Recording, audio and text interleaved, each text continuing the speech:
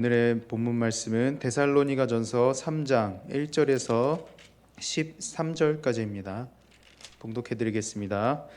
이러므로 우리가 참다 못하여 우리만 아덴에 머물기를 좋게 생각하고 우리 형제 곧 그리스도의 복음을 전하는 하나님의 일꾼인 디모데를 보내노니 이는 너희를 굳건하게 하고 너희 믿음에 대하여 위로함으로 아무도 이 여러 환난 중에 흔들리지 않게 함이라. 우리가 이것을 위하여 세움받은 줄을 너희가 친히 알리라. 우리가 너희와 함께 있을 때에 장차 받을 환난을 너희에게 미리 말하였는데 과연 그렇게 된 것을 너희가 아느니라. 이러므로 나도 참다 못하여 너희 믿음을 알기 위하여 그를 보내었노니 이는 혹 시험하는 자가 너희를 시험하여 우리 수고를 헛되게 할까 함이니 지금은 디모데가 너희에게로부터 와서 너희 믿음과 사랑의 기쁜 소식을 우리에게 전하고 또 너희가 항상 우리를 잘 생각하여 우리가 너희를 간절히 보고자 함과 같이 너희도 우리를 간절히 보고자 한다 하니 이러므로 형제들아 우리가 모든 궁핍과 환난 가운데서 너희 믿음으로 말미암아 너희에게 위로를 받았느니라. 그러므로 너희가 주 안에서 굳게 선즉 우리가 이제는 살리라. 우리가 우리 하나님 앞에서 너희로 말미암아 모든 기쁨으로 기뻐하니 너희를 위하여 능히 어떠한 감사로 하나님께 보답할까. 주야로 심히 간구함은 너희 얼굴을 보고 너희 믿음이 부족한 것을 보충하게 하려 함이라. 하나님 우리 아버지와 우리 주 예수는 우리 길을 너희에게로 갈 수 있게 하시오며 또 주께서 우리가 너희를 사랑함과 같이 너희도 피차감과 모든 사람에 대한 사랑이 더욱 많아 넘치게 하사 너희 마음을 굳건하게 하시고 우리 주 예수께서 그의 모든 성도와 함께 강림하실 때에 하나님 우리 아버지 앞에서 거룩하게 흠이 없게 하시기를 원하노라. 아멘. 네, 오늘은 온전한 믿음이라는 제목으로 말씀을 전하도록 하겠습니다. 네, 혹시 물과 기름은 섞일까요? 아니면 섞이지 않을까요? 네, 잘 알고 계시다시피 섞이지 않습니다. 왜냐하면 물과 기름은 이 극성이라는 성질이 다르고 밀도의 차이가 있기 때문에 그렇습니다. 이 물은 극성이라는 성질을 가지고 있는데 기름은 이 비극성이라는 성질을 가지고 있습니다. 이 극성과 극성이 만나던가 아니면 비극성과 비극성이 만나면 섞이지만 이 극성과 비극성이 만나면 아예 섞일 수가 없는 것입니다. 그리고 또한 밀도의 차이가 있다고 말씀을 드렸었는데 이 기름의 밀도는 0.833이고 그리고 물의 밀도는 1입니다. 상대적으로 밀도가 작은 쪽이 이 밀도가 높은 쪽보다 가볍습니다. 그래서 물과 섞이지 않고 조금 더 가벼운 기름이 이 물 위에 둥둥 떠 있게 되는 것이죠. 그런데 물과 기름은 이렇게 섞일 수 있는 방법이 있습니다. 그 방법은 계면 활성제라는 것을 사용하는 겁니다. 계면 활성제는 이 기름과 물의 성질을 동시에 갖고 있는데요. 물과 기름의 계면에서 이 완화 역할을 해주면서 이 극성이 다른 두 액체가 섞이도록 도와줍니다. 이 계면 활성제는 일상에서 우리가 쉽게 찾아볼 수가 있습니다. 대표적으로 우리가 주방에서 사용하는 주방 세제가 있는데요. 이 주방 세제를 사용하면 물과 기름이 경계가 없어지고 섞이게 되는 것이죠. 아마도 우리가 설거지를 생각하면은 간단하게 이해가 될 것입니다. 아무리 물로 빡빡 문질러도 지워지지 않는 그 기름때가 이 주방 세제를 사용했을 때 쉽게 지워지는 원리가 바로 이 계면 활성 작용 때문인 것입니다. 아무튼 이런 물과 기름 이 둘은 이 극성 자체가 다르기 때문에 이 계면 활성제가 없이는 절대로 섞일 수가 없습니다. 이러한 현상 때문에 어떤 특정한 사람과 사람이 서로 성격이 맞지 않거나 사이가 좋지 않아서 어울릴 수 없는 관계를 우리가 얘기할 때도 물과 기름과 같은 관계라고도 얘기를 하기도 합니다. 이런 것처럼 이 기독교인과 비기독교인은 인의 관계도 이렇게 동일하다고 볼 수가 있는 것입니다. 이 둘은 섞일래야 섞일 수가 없죠. 비기독교인은 이 하나님께서 세상을 창조하셨다는 사실을 믿지 않습니다. 그리고 그것은 단지 신화라고 생각을 합니다. 실제로 일어나지 않은 이야기로만 여기고 있다는 것이죠. 반면에 기독교인들은 그것을 실제로 일어났던 일로 믿습니다. 그렇다면 이 사실에 대하여 믿지 않는 비기독교인들이 그것을 사실이라고 믿는 기독교인들을 바라봤을 때 과연 어떤 생각이 들까요? 아마도 정상은 아니라고 그렇게 생각을 할 것입니다. 조금 더 와닿게 좀 이야기를 해드리자면 여러분 그리스 로마 신화라는 만화책 아시나요? 네, 그 책은 실제로 이 고대 그리스인들이 만들어낸 신화와 전설을 바탕으로 그려낸 만화책인데요. 우리 주위에 있는 어떤 한 사람이 만약에 이 그리스 로마 신화에 나오는 이 번개의 신 제우스가 실제로 존재한다고 맹신하고 있다고 한번 가정을 해봅시다. 그래서 비 올 때 하늘을 우러러 바라보면서 제우스 신이 노하셨다라고 하면서 제우스를 징정시키기 위해 열심히 기도를 해요. 그러면 그것을 바라보고 있는 여러분들은 어떤 생각이 들 것 같습니까? 아마도 저 사람은 정상이 아니겠구나라고 하면서 가까이 가지 않을 것이란 말입니다. 뭐 이런 것처럼 하나님을 믿지 않는 비기독교인들이 이 하나님을 믿는 기독교인들을 바라보았을 때 이와 비슷한 감정을 느낀다고 저는 그렇게 생각을 합니다. 본인들은 이 세상에 신이 없다고 믿고 있지만 그와 반대로 하나님께서 살아계시며 지금도 우리와 함께 계시다는 사실을 믿는 기독교인들을 보았을 때 정상으로 보이지는 않는다는 겁니다. 정상으로 보이지 않는다는 것은 그렇게 썩 좋은 감정이 아니겠죠. 그래서 약간 거리를 두게 돼요. 더구나 그리스도인들은 이 비기독교인들은 하나님의 말씀에 순종하는 자들이기 때문에 살아가는 방식조차 비그리스도인들과는 다릅니다. 그래서 비기독교인들이 기독교인들을 보았을 때 본인들이 생각하기에는 괜찮은 것들을 기독교인들이 죄라고 이야기하는 것에 대해서 불쾌감을 느낀다는 것입니다. 본인들에게 있어서 혼전순결이나 아니면 이 동성애와 같은 것들이 죄가 아니지만 이 기독교인들이 그것을 보고 죄라고 말하는 것에 대해서 불쾌감을 느낀다는 것입니다. 그래서 심하면은 이 비기독교인들이 기독교인들을 괴롭히는 경우도 생깁니다. 자신들이 가지고 있는 가치관과 기독교인들이 가지고 있는 가치관이 다르기 때문에 그렇죠. 그럼에도 불구하고 기독교인들은 어떤 사람들입니까? 그들은 하나님의 말씀을 지키며 살아가는 존재들입니다. 아무리 세상의 가치관이 이 A라는 것이 좋다고 그렇게 말을 하더라도 이 A를 따라가라고 말을 하더라도 하나님께서 B를 따라가라고 말씀하신다면 그 B를 따라가는 것이 바로 기독교인들입니다. 그 과정에서 A를 따라가는 사람들로부터 고난과 핍박이 다가오더라도 모든 가치를 하나님께 두고 있기 때문에 목숨을 걸고서라도 말씀에 순종하는 삶을 살아가는 것을 택합니다. 이러한 면을 보면 기독교인과 비기독교인들은 이 물과 기름과 같은 관계라고 이렇게 볼 수가 있는 것이죠. 이 오늘의 본문 말씀에서도 이와 비슷한 경우를 볼 수가 있습니다. 3장 2절 말씀을 보면 사도 바울은 데살로니가 성도들을 위해 자신의 아들과 같은 이 제자인 디모데를 그들에게 보내줍니다. 그 이유를 보니까 이 데살로니가 성도들의 믿음을 굳건하게 하고 믿음에 대하여 위로하고 환난 중에서 흔들리지 않게 하기 위함인 것을 우리가 말씀을 통해서 볼 수가 있죠. 이 내용을 보았을 때 우리는 한 가지 궁금한 점이 생깁니다. 도대체 이 데살로니가 성도들에게 무슨 일이 일어났었기 때문에 무슨 일이 일어났기에 이 사랑하는 제자였던 디모데를 급하게 보냈던 것일까에 대한 것입니다. 그 당시 이 데살로니가라는 지역은 종교적으로 이 그리스 로마의 신들과 황제 숭배의 열심이었습니다. 그리고 이집트 종교들도 가끔 눈에 띄었었습니다. 그리고 또한 상당한 규모의 이 유대인들이 그곳에서 살고 있었죠. 이 사도행전을 보면 초창기에 사도들이 복음을 전파하는 것에 있어서 가장 큰 걸림돌로 여겨졌던 공동체는 이방인이 아니었습니다. 바로 유대인들이었습니다. 물론 그들 가운데에서는 사도들의 가르침을 받고 이 복음을 받아들인 유대인들도 분명히 있었지만 이 대부분의 경우는 이 사도들을 궁지에 몰아놨었던 것입니다. 그들을 죽이려고 그들이 도모를 했었고 로마 황제에 대한 소요를 이 선동했다는 혐의를 씌워서 데살로니가 지역에서 그 사도들을 쫓아냈던 자들이 바로 유대인들이었던 것이죠. 이 데살로니가는 그러한 지역이었습니다. 예수 그리스도의 복음을 받아들인 이 성도들이 그렇지 않은 유대인들과 데살로니가 지역의 사람들에게 핍박을 받는 그런 장소였던 것이죠.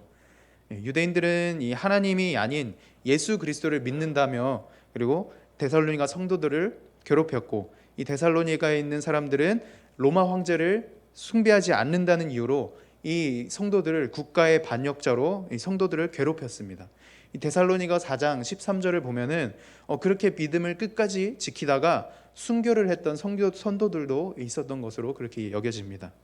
그래서 사도 바울은 혹여나 이 데살로니가에 있는 성도들이 환난과 핍박으로 인해서 믿음을 잃어버리지는 않을까, 잘못된 선택을 하게 되지는 않을까 걱정이 되어서 디모데를 그들에게 보내어 주었던 것입니다.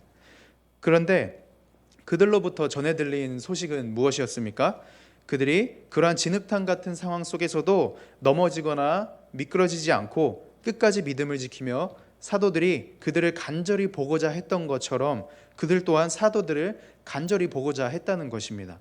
이 사도들을 간절히 보고자 했다는 것은 그들이 짧은 기간 동안 접했던 복음에 대하여 조금 더 듣고 배우기를 원했던 것으로 우리가 이해를 할 수가 있습니다. 여러분, 이 사실에 대해서 여러분 정말 믿겨지시고 이해가 가십니까? 이 복음을 받아들이고 예수 그리스도의 부활을 믿는다고 하여서 자신의 동족들에게 핍박을 받고 심지어는 국가의 반역자로 낙인이 찍혀서 사형에 처해질 수도 있었던 그런 상황이었지만, 그런 위험한 상황이었지만 그들은 그러한 상황 속에서도 믿음을 포기하는 것이 아니라 오히려 믿음을 굳건하게 하고 복음을 가르쳐줬던 사도들을 또 다시 보고 싶어하고 가르침을 계속해서 받기를 원하고 있었다는 것입니다. 현재 우리로서는 도저히 이해가 되지 않는 상황이고, 그리고 이해가 된다고 하더라도 이 발자취를 쉽게 따라갈 수는 없는 것입니다. 그러나 그럼에도 불구하고 우리는 이러한 데살로니가 성도들의 믿음을 본받아야 할 줄을 믿습니다. 온전한 믿음을 가지고 있는 그리스도인은 환난과 핍박 속에서도 말씀을 향한 간절함을 잃지 않고 믿음을 포기하지 않습니다. 오히려 그들을 괴롭히고 핍박하는 것들로 인하여 믿음이 굳건해지고 견고해집니다. 이 세월이라는 것은 이 발톱이 살 속으로 파고드는 것처럼 그렇게 고통스럽게 느껴질 때가 많지 않습니까? 이 사실에 대해서는 저보다 더욱 오랜 세월을 보내신 성도님들께서 훨씬 잘 알고 계실 것이라고 그렇게 생각을 합니다. 이 오늘날과 같은 이 코로나19 같은 전염병이 아니더라도 우리의 삶과 우리 삶 속에서 괴로움과 아픔은 많이 널려 있습니다. 지금 이 순간에도 수많은 사람들이 학대와 폭력에 시달리다가 죽어갑니다. 그리고 괴로움의 형태와 방식은 학대와 폭력 말고도 헤아릴 수 없이 많지 않습니까? 1시간이 지날 때마다 수천 명이 교통사고와 암으로 숨지고, 그리고 사랑하는 누군가가 갑자기 세상을 떠났다는 소식이 이 수십만 명에게 전달이 됩니다. 날마다 소도시 하나만큼의 인구가 이 가족과 친구들을 남겨둔 채 이 세상을 떠납니다. 하지만 이러한 일들이 뉴스의 헤드라인을 장식하는 경우는 거의 없죠. 우리가 사는 세상에서 고통과 괴로움은 일상이 되어버렸기 때문입니다. 이러한 사실에 대해서 꿰뚫어 보고 있었던 그런 영국의 극작가 셰익스피어는 이렇게 노래를 합니다.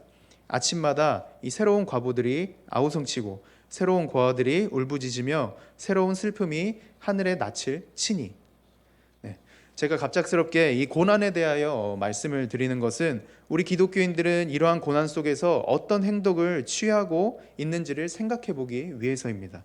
이 기독교인들이 고난에 처해 있을 때 취할 수 있는 행동은 총 2가지가 있죠.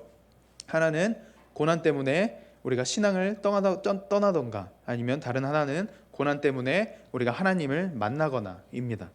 이 수많은 기독교인들 중에는 이 고난 때문에 하나님께 불만을 갖는 사람들이 많습니다.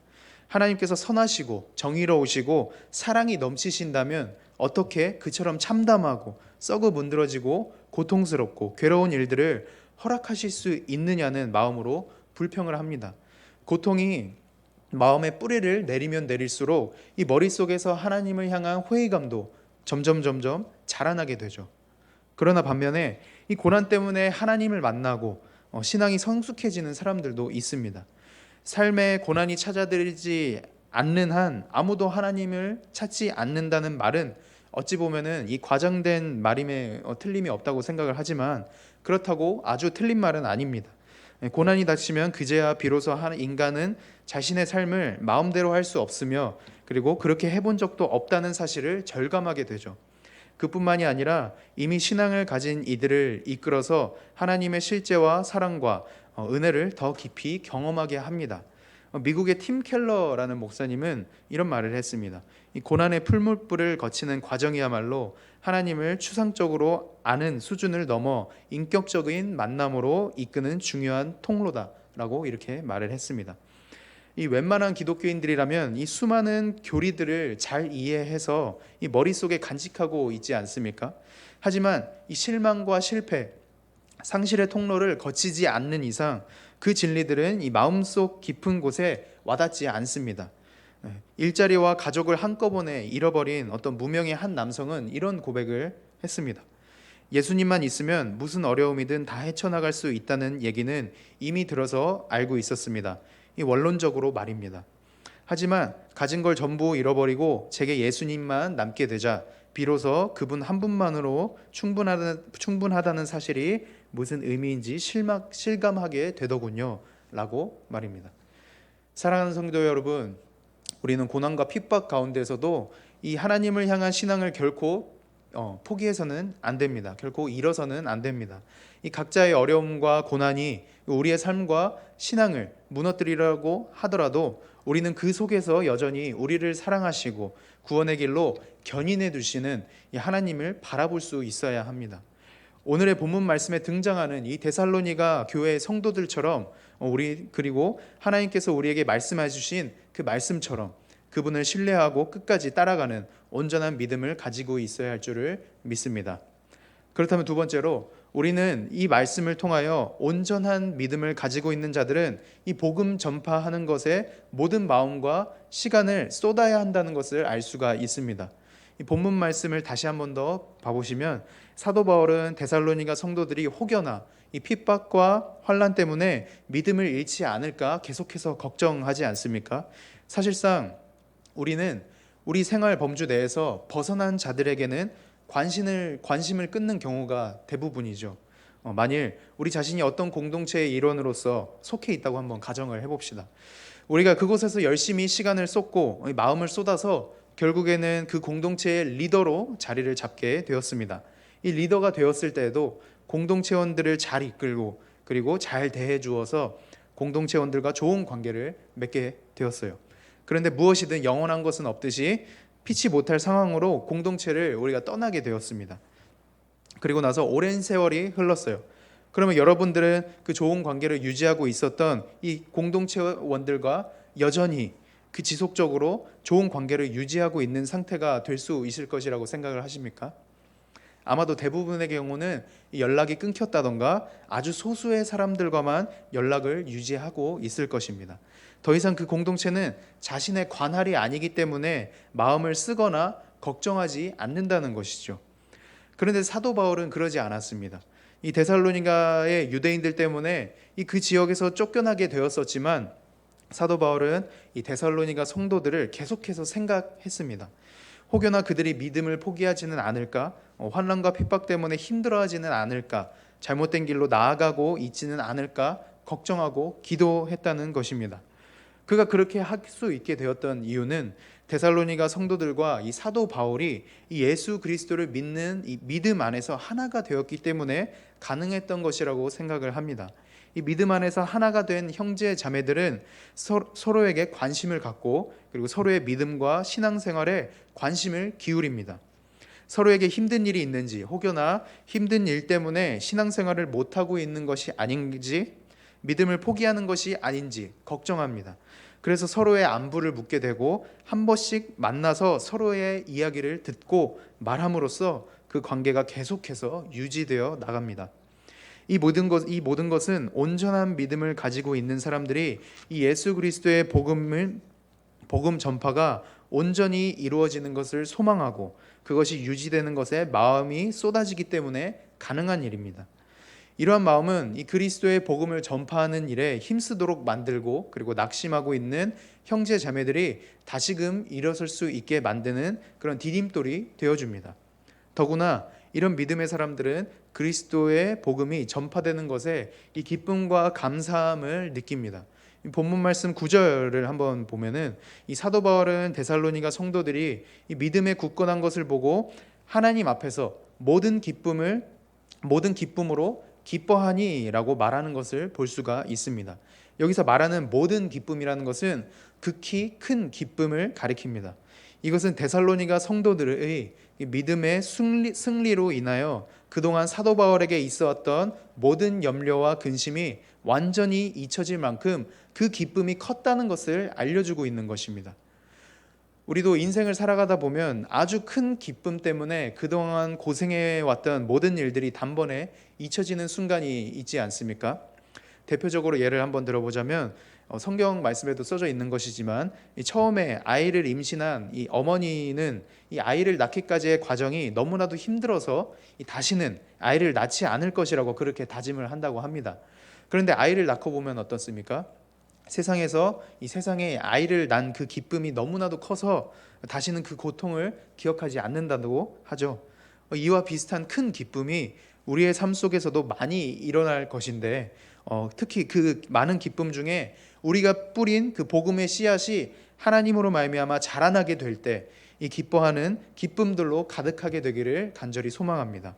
그리고 그 기쁨이 우리 안에 있을 때 우리의 행보를 남들에게 자랑하는 것이 아니라 모든 영광을 하나님께 올려드리며 그분께 감사하는 저와 여러분들이 되시길 간절히 소망합니다. 이제 말씀을 정리하겠습니다. 첫째로 우리는 환난과 핍박 속에서도 말씀을 향한 간절함을 잃지 않아야 합니다. 그리고 두 번째로 우리는 예수 그리스도의 복음이 전파되는 것에 모든 마음을 쏟아야 합니다. 그리고 온 세상에 복음이 전파되는 것에 기쁨과 감사함을 느끼며 그 감사를 하나님께 올려드려야 합니다. 꼭 그렇게 아름다운 신앙생활을 이어나가시며 표대를 향하여 힘차게 달려가시는 저와 선동님이 되시기를 간절히 축복합니다. 아멘. 제가 기도하고 마치도록 하겠습니다. 사랑이 많으신 하나님 아버지 감사드립니다. 주여, 오늘도 저희들에게 이렇게 일용할 영의 양식을 허락해 주셔서 우리가 말씀을 통하여 우리가 다시 한 번 더 우리가 하나님을 믿는 자들, 이 그리스도인들이 어떻게 살아가야 하는지를 알려주심에 감사드립니다. 아버지, 우리가 하루하루를 살아갈 때에 우리가 하나님으로 말미암아 우리가 기뻐하며 우리가 아버지의 복음이 전파되는 것으로 말미암아 우리가 기뻐하며 감사하는 삶을 살아갈 수 있도록 주여 인도하여 주옵소서. 혹여나 그 복음이 나로 인해서 전파되었다고 하더라도 그것을 자라나게 하신 분은 하나님이시오니 그 자라나게 하신 하나님께 모든 영광과 모든 감사를 올려드리며 그렇게 하루하루를 살아갈 수 있는 그런 저희 모든 노건교회 선동님들이 될 수 있도록 주여 인도하여 주옵소서. 감사드립니다. 예수 그리스도의 이름으로 기도드렸습니다. 아멘. 우리 주기도문 하심으로써 예배를 마치도록 하겠습니다. 하늘에 계신 우리 아버지여, 이름이 거룩히 여김을 받으시오며 나라에 임하옵시며 뜻이 하늘에서 이루어진 것 같이 땅에서도 이루어지이다.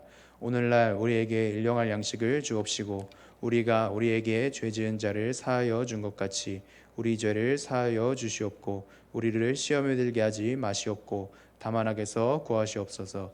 대개 나라와 권세와 영광이 아버지께 영원히 있사옵나이다. 아멘.